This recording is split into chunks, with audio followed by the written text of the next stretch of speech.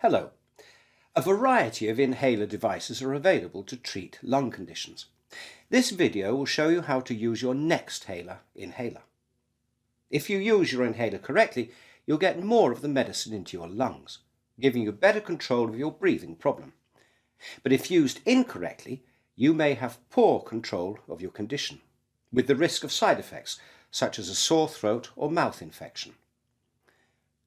Only remove your NEXThaler from its pouch when you're ready to use it.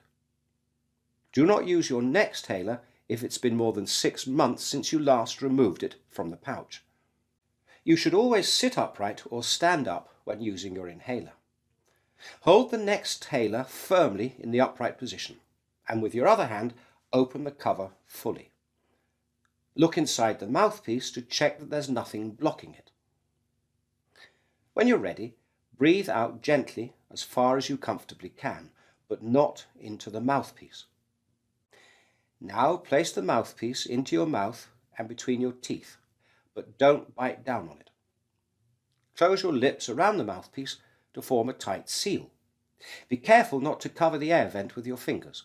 Breathe in through your mouth quickly and deeply. You'll hear or feel the inhaler click, which indicates that you're using the inhaler correctly. Don't stop breathing when you hear the click. Keep breathing in as far as you can to ensure that you get the full dose. Remove the inhaler from your mouth while holding your breath for up to 10 seconds, or for as long as is comfortable. Now breathe out slowly and gently, away from the mouthpiece.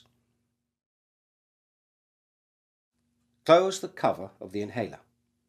Check that the dose counter has reduced by 1. If your doctor has told you to take 2 doses of medication, repeat the procedure. Begin by opening the cover of the NEXThaler. Remember to close the cover fully after every use. As your inhaler contains a steroid, brush your teeth or rinse your mouth with water and spit it out after every use to prevent mouth infections.